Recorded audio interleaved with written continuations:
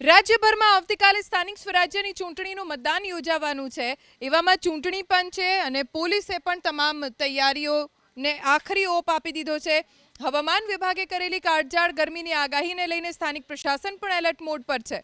ગરમીમાં મતદારોને કોઈ સમસ્યાનો સામનો ન કરવો પડે તે માટેની ખાસ વ્યવસ્થા છે। અમદાવાદમાં મતદારોને ગરમીથી બચવા માટે ઓઆરએસના પાઉચ, દુખાવા સહિતની બીમારીઓને લઈને દવા, મેડિકલ કિટ તૈયાર કરવામાં આવી। સાથે જ નાની મોટી ઈજાઓ માટે ફર્સ્ટ એડ બોક્સ તૈયાર રાખવામાં આવ્યા છે।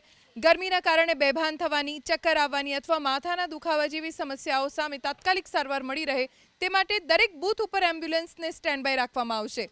કાળઝાળ ગરમી વચ્ચે પણ વડોદરામાં ચૂંટણી વ્યવસ્થાની તૈયારીઓને આખરી ઓપ આપવામાં આવ્યો। આ તરફ વડોદરા શહેરમાં તાપમાનનો પારો 41.5 ડિગ્રીએ પહોંચ્યો છે, તો કાલે મતદાનના દિવસે તાપમાન વધવાની શક્યતાના કારણે ઈવીએમ વિતરણ અને મતદાન મથકો પર મંડપ, પંખા, કુલર, ઠંડા પાણી સહિતની વ્યવસ્થા કરવામાં આવી છે।